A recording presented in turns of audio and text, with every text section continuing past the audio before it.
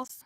In case you ever notice that I wear the same t-shirts for multiple videos, it's because I record typically 2, sometimes 3, sometimes 4, depending on length of chapter each morning. So in case you ever notice and think, God, does she ever change her clothes? The answer is yes. I just record multiple days at a time.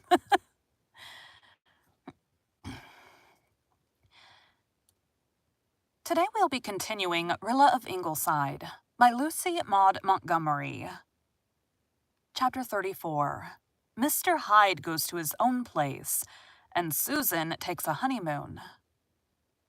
Early in November, Jims left Ingleside. Rilla saw him go with many tears, but a heart free from boding. Mrs. Jim Anderson, number 2, was such a nice little woman that one was rather inclined to wonder at the luck which bestowed her on Jim. She was rosy-faced and blue-eyed and wholesome, with the roundness and trigness of a geranium leaf. Rilla saw at first glance that she was to be trusted with Jims.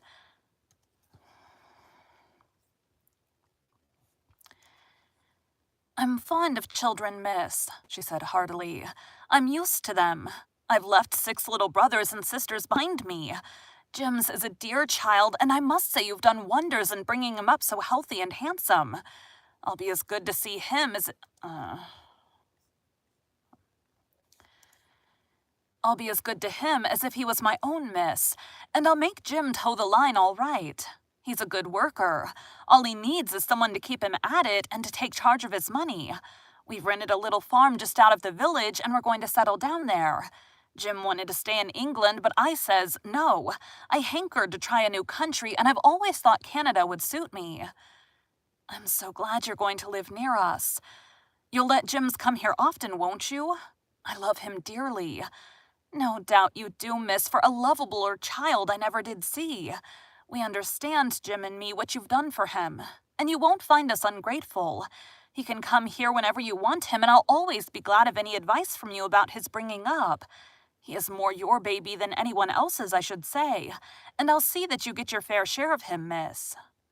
So Jims went away, with the soup tureen, though not in it. Then the news of the armistice came, and even Glen St. Mary went mad. That night the village had a bonfire and burned the Kaiser in effigy. The fishing village boys turned out and burned all the sandhills off one... The fishing village boys turned out and burned all the sandhills off in one grand glorious conflagration that extended for 7 miles. Up at Ingleside, Rilla ran laughing to her room. "Now I'm going to do a most unladylike and inexcusable thing," she said as she pulled her green velvet hat out of its box. "I'm going to kick this hat about the room until it is without form and void, and I shall never, as long as I live, wear anything of that shade of green again." "You've certainly kept your vow pluckily," laughed Miss Oliver. "It wasn't pluck. It was sheer obstinacy. I'm rather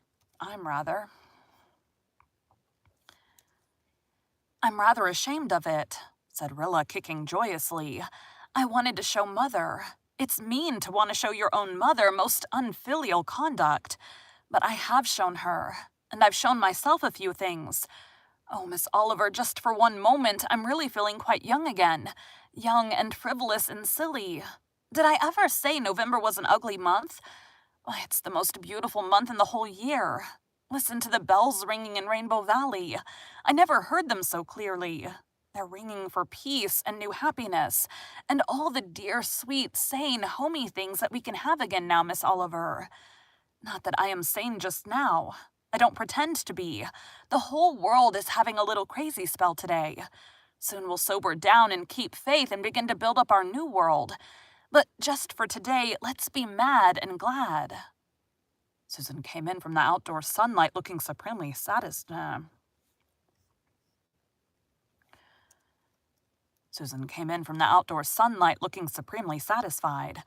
"Mr. Hyde is gone," she announced. "Gone? Do you mean he is dead, Susan?" That was Mr. Doctor, dear. "Gone? Do you mean he is dead, Susan?" "No, Mrs. Doctor, dear. That beast is not dead. But you will never see him again, I feel sure of that." "Don't be so mysterious, Susan. What has happened to him?" Well, Mrs. Doctor, dear, he was sitting on the back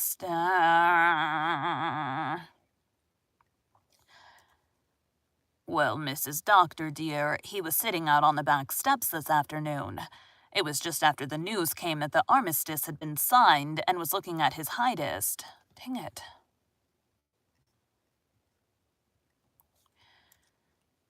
It was just after the news came that the armistice had been signed and he was looking his Hydist. I can assure you he was an awesome-looking beast. All at once, Mrs. Doctor, dear, Bruce Meredith came around the corner of the kitchen walking on his stilts. He's been learning to walk on them lately and came over to show me how well he could do it. Mr. Hyde just took a look and one bound carried him over the yard fence. Then he went tearing through the maple grove in great leaps with his ears laid back. You never saw a creature so terrified, Mrs. Doctor, dear. He has never returned. Oh, he'll come back, Susan. Probably chastened in spirit by his fright. We will see, Mrs. Doctor, dear. We will see. Remember, the armistice has been signed, and that reminds me that Whiskers on the Moon had a paralytic stroke last night. I'm not saying it is a judgment on him because I'm not in the counsels of the Almighty, but one can have one's own thoughts about it. Neither Whiskers on the Moon or Hyde will be much more heard of in Glen St. Mary, Mrs. Doctor, dear, and that you may tie to. Mr. Hyde certainly was heard of no more. As it could hardly have been his fright that kept him away, the Ingleside folk decided that some dark fate of shot or poison had descended on him. Except Susan, who believed and continued to affirm that he had merely gone to his own place. Rilla lamented him, for she had been fond, Rilla lamented him, for she had been very fond of her stately golden pussy and had liked him quite as well in his weird Hyde moods as in his tame Jekyll ones. And now, Mrs. Doctor, dear, said Susan, since the fall house cleaning is over and the garden truck is all safe in cellar, I'm going to take a honeymoon to celebrate the peace. A honeymoon, Susan? Yes, Mrs. Doctor, dear, a honeymoon, repeated Susan firmly. I shall never be able to get a husband, but I'm not going to be cheated out of everything, and a honeymoon I intend to have. I'm going to Charlottetown to visit my married brother and his family. His wife has been ailing all the fall, but nobody knows whether she's going to die or not. She never did tell anyone what she was going to do until she did it. That is the main reason why she was never liked in our family. But to be on the safe side, I feel that I should visit her. I've not been in town for over a day for 20 years, and I've a feeling that I might as well see one of those moving pictures there's so much talk of, so as not to be wholly out of the swim.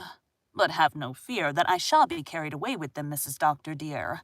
I shall be away a fortnight if you can spare me so long. You certainly deserve a good holiday, Susan. Better take a month. That is the proper length for a honeymoon. No, Mrs. Doctor, dear, a fortnight is all I require. Besides, I must be home for at least 3 weeks before Christmas to make proper preparations. We will have a Christmas that is a Christmas this year, Mrs. Doctor, dear. Do you think there's any chance of our boys being home for it? No, I think not, Susan. Both Jim and Shirley write that they don't expect to be home before spring. It may be even midsummer before Shirley comes. But Carl Meredith? Why am I getting texts?